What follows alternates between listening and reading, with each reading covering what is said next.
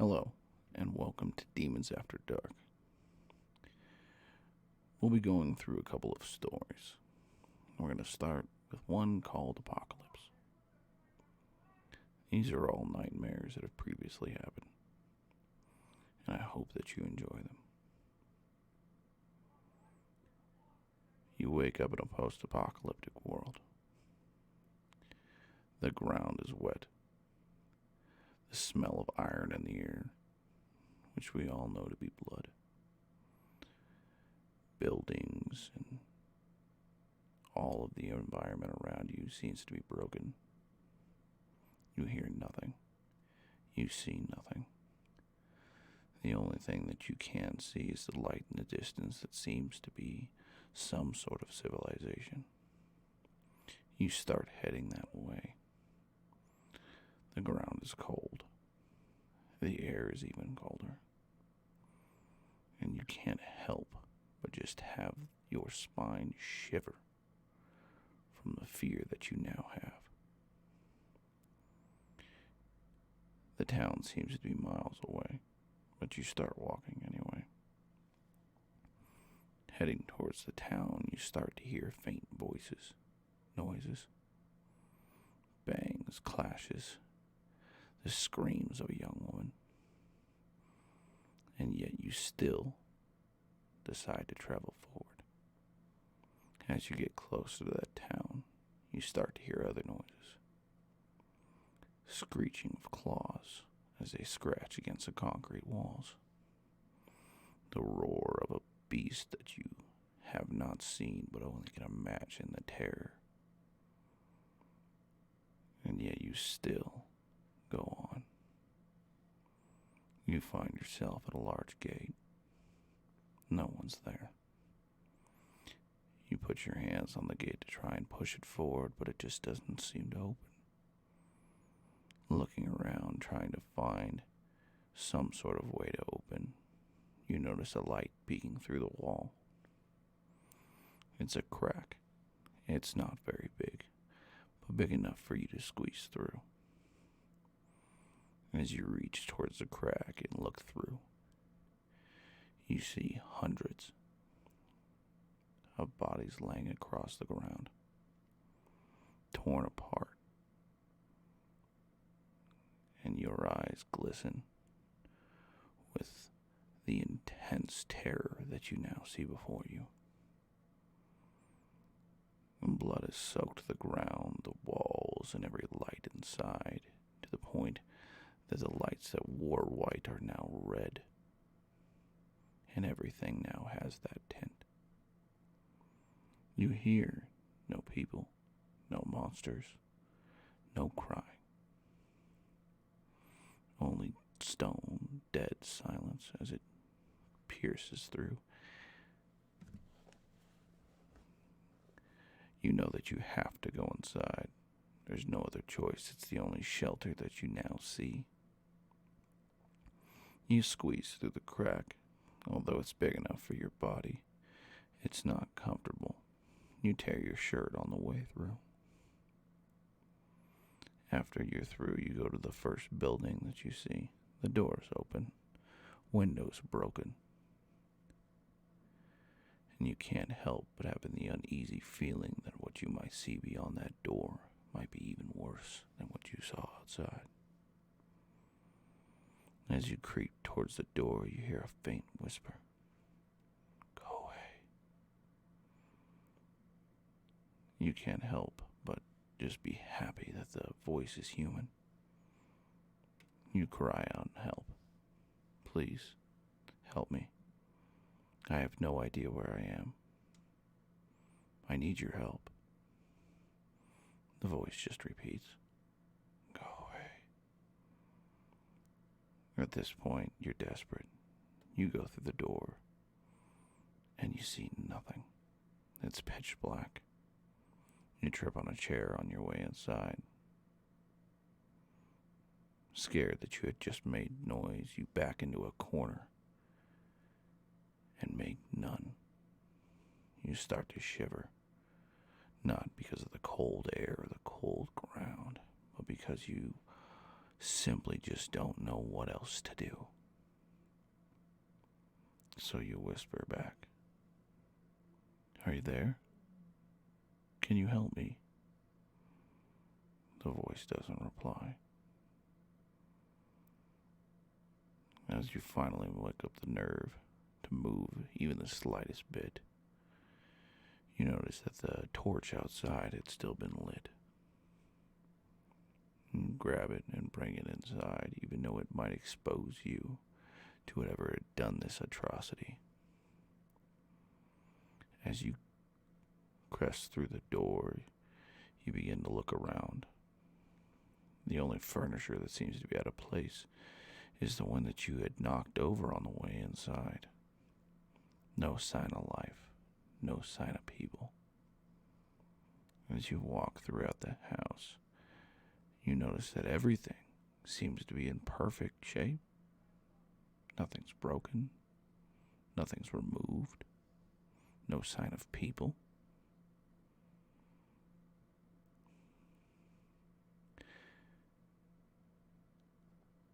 And that's when you hear it.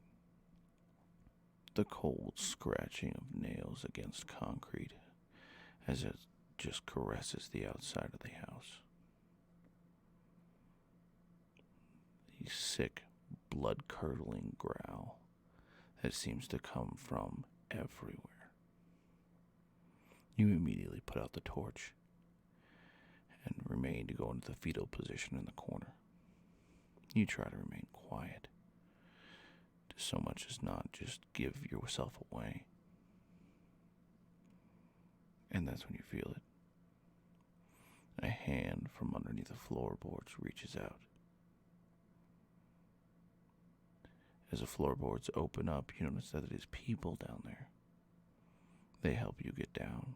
They shut the thing back. All of them haven't said a word. Just one simple thing. Shh. The front door slams open. You can hear the claws scrape against the floor above you. You know that whatever this is, it has to be heavy, as the wood planks creak like they were supporting the weight of a truck. It makes no other noises. It simply just searches the house, looking for anything it can, trying to find you. 20 minutes or so go by. The monster still isn't left. It's gone back and forth, down the hallway, into the rooms, back into the main room, and back again. It just doesn't seem to want to go away. At that exact moment, you hear a scream from the other side of the town. The monster immediately bursts into speed, flying through the front door, and you hear nothing.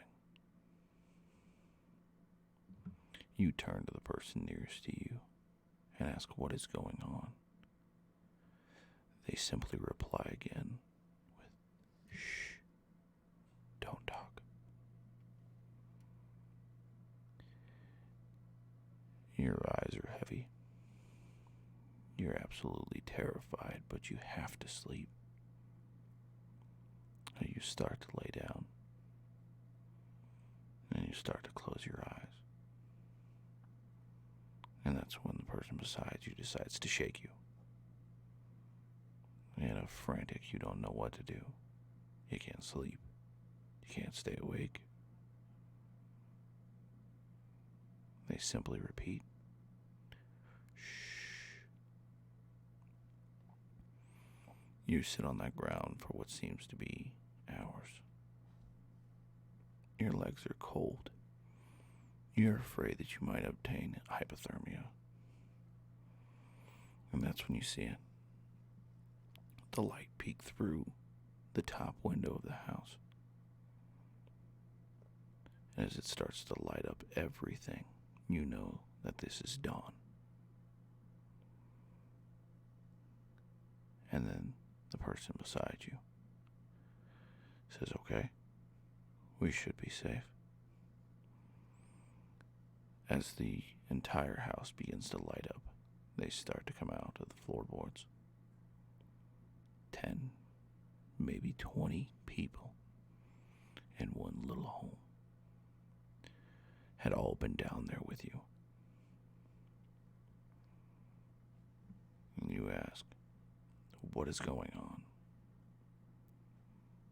The man beside you is dressed in entirely a black suit with a white collar.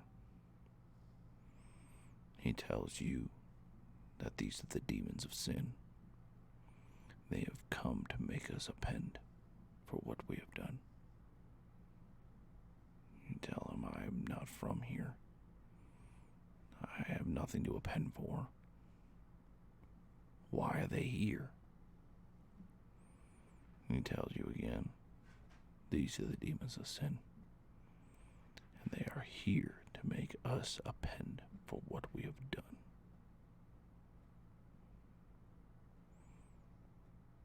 You simply don't know what to say. You just want to get out of this hellacious town and get away from these people that just seem to be okay with what is going on. You decide to make yourself outside. But as you open the door, you had noticed that it had become immensely darker since you have talked to the priest. And now everybody is repeating the same thing. Shh. Clouds had covered the sun. Although it is dawn, it had gone back to what had seemed like complete darkness in a matter of minutes. You don't know what to do. You can't run for the access to get underneath the house anymore. You're too far away from it. And no one is moving. No one's making any noise. And no one has said anything.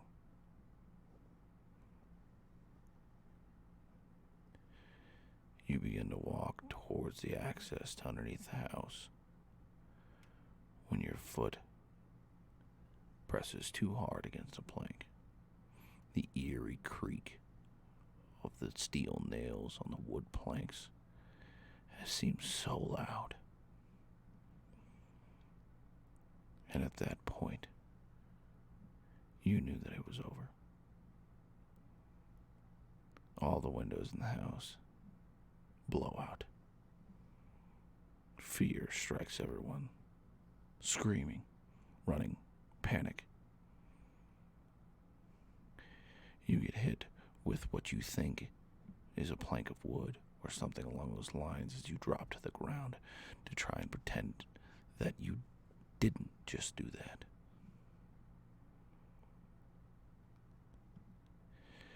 As one of the candles strikes the ground, it lights up the whole room.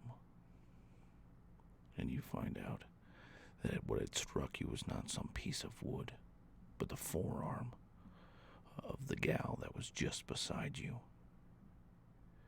And what had sprayed you in the face wasn't water, but yet her blood. And this is when you get your first sight of what did this unspeakable horror. And it's too bad for words. It stands 8, 9 feet tall easily.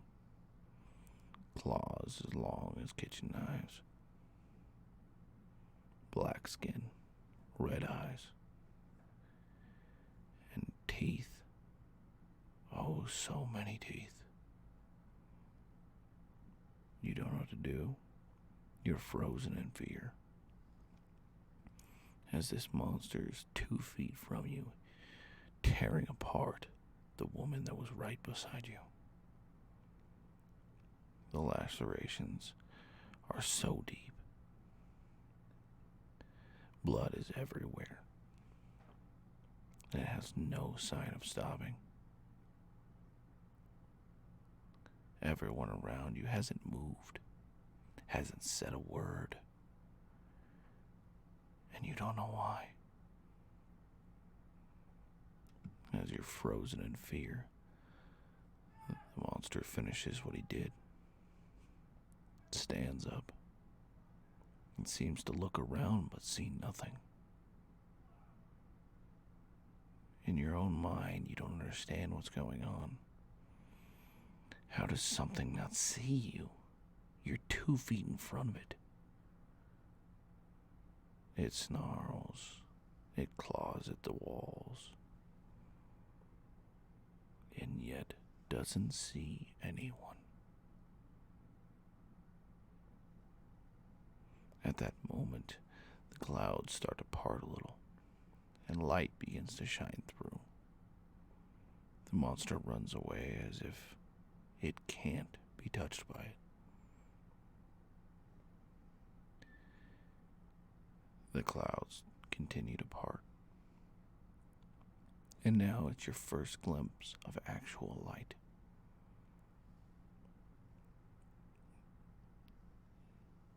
What felt like minutes must have been hours, because now the sun is almost at high noon.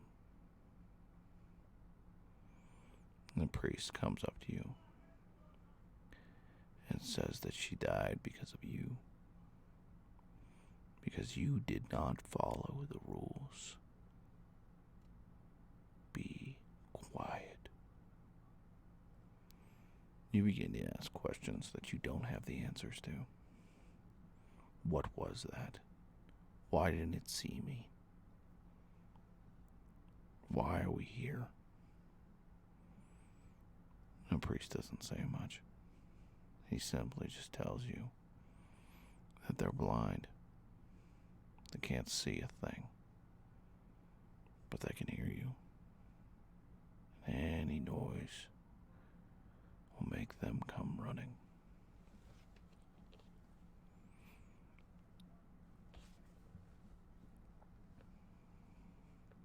At this point, the dream had ended.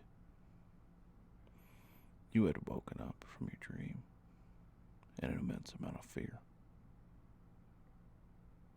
And until next time, we hope you enjoy the Demons After Dark.